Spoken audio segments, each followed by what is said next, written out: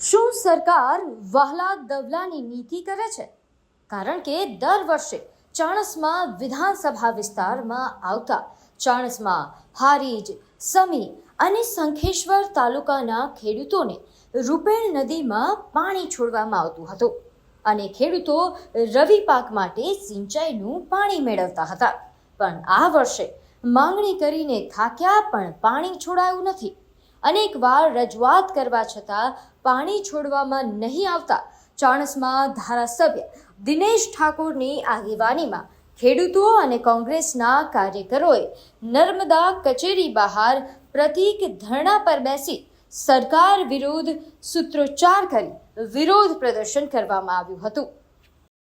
અમારા નદી રૂપણ નદીના કાંઠે ખેતર મારું હોય અને તાલુકો શંકેશ્વર છે. અમારો તાલુકો શંકેશ્વર રૂપણ નદીના કાંઠા પર ખેતર છે.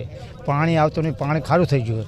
અમે જીરા કર્યા છે, કોળા જીરા, ખાધા જીરા, ઘઉં, એરંડા બધું કર્યું, પણ પાણી આવતું નહીં. તે પાણી વગર બેઠા છીએ.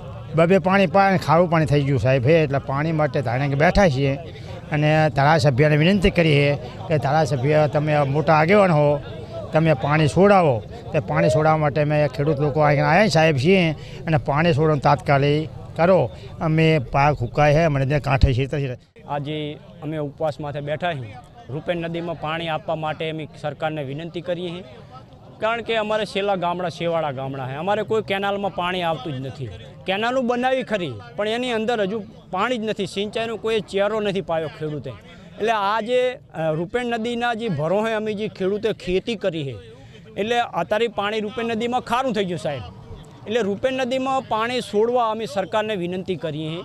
જે કોઈ અધિકારી હોય, જો કોઈ સાહેબો કર્મચારીઓ હોય, એમને અમે નમ્ર વિનંતી કરીએ કે રૂપેણ નદીમાં ઝડપી પાણી છોડો. ન કે અમારા જીરા પાક બધું બરેહરો, ઘાસ ચારો પણ બરેહરો, ઢોરાને પાણી પણ પીવા નથી.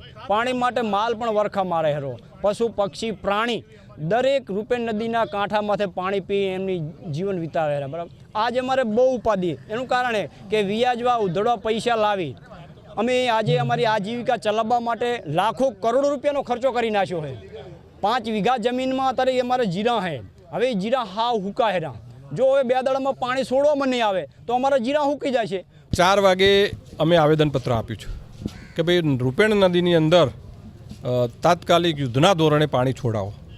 બધા આગેવાનોનું એવું કહેવાનું થાય છે કે ધારો કે આજે અમે આવેદનપત્ર આપ્યું, કાર્યક્રમ આપ્યો, તેમ છતાં જો પાણી છોડવામાં નહીં આવે તો આગામી દિવસોની અંદર અમે રૂપેણ નદીની અંદર કાર્યક્રમ આપીશું. કારણ કે છેલ્લા ઘણા વર્ષોથી અહીંયા પાણી છોડાતું હતું, અચાનક જ કેમ બંધ કરવું પડ્યું છે એનો જવાબ અમે એમની પાસે માગ્યો છે. પણ એમને એ અધિકારી જે કંઈ આવેદનપત્ર સ્વીકારવાના હતા એ હાજર રહેલ નથી. એમને પણ અમે કહેવા માગીએ છીએ કે આજે આટલા બધા ખેડૂતો તમારા ત્યાં આવેદનપત્ર આપવા આવતા હોય, રજૂઆત કરવા આવતા હોય તો તમારે હાજર રહેવું જોઈએ. હાજર રહેલ નથી. એમને પણ કડક શબ્દોમાં કહેવા માગું છું કે ભાઈ આ સરકારો જે છે બદલતી રહેવાની છે. આ સરકારો કાયમ રહેવાની નથી. એટલે અધિકારી ગણ આ બધું સમજી લે. આવનારા દિવસોમાં જે કંઈ સરકારો બદલાશે એમાં પછી પરિસ્થિતિ પ્રમાણે સજા ભોગવવાની તૈયારી રાખે. એટલે આ જે અધિકારી ગણ જે છે એ જે ખોટું રિપોર્ટિંગ સરકાર આગળ કરી રહી છે, સરકારના સમક્ષ જે રજૂઆતો આ લોકો કરી રહ્યા છે, ખોટી રજૂઆતો ના કરે. ખરેખર ખેડૂતોની વેદના સાંભળી અને ખેડૂતોને ન્યાય મળે અને ખેડૂતોને પાણી મળે એવી વાત આ તમે પણ ખેડૂત જ છો એટલે ખેડૂતની રૂએ તમે બધા સાથ અને સહકાર આપો એવી બધાને વિનંતી કરી. અત્યારે ખેડૂતો રૂપેણ નદીમાં પાણી છોડવા માટે એમની લાગણીને લઈ અને પાણી છોડાવવા માટેનું આવેદનપત્રક આપ્યું છે. જે આવેદનપત્રને આધારે સરદાર સરોવર નર્મદા નિગમના ઉચ્ચ કક્ષાએ અત્યારે લેટર મોકલી અને આવેદન બાબતે જાણ કરવામાં આવશે અને એનો જે નિર્ણય આવશે ત્યાંથી એ નિર્ણયના આધારે સત્વરે કામગીરી કરવામાં આવશે. દર વખતે પાણી રૂપેણ નદીમાં મુખ્યત્વે જ્યારે ડેમ ઓવરફ્લો થતો હોય છે એ જ કન્ડિશનમાં નદીમાં પાણી નાખવામાં આવતું હોય છે. જ્યારે સિંચાઈ માટે નર્મદા દ્વારા દરેક કેનાલો, બ્રાન્ચ કેનાલો, માઇનરો અને ડિસ્ટ્રિક્ટ વગેરે દ્વારા પાણી છોડવામાં આવતું હોય છે. એમની રજૂઆત છે એ સાપેક્ષમાં આજે ઉપર જાણ કરીશું. જો રૂપેણમાં નિર્ણય આવશે તો એના આધારે કામગીરી કરીશું.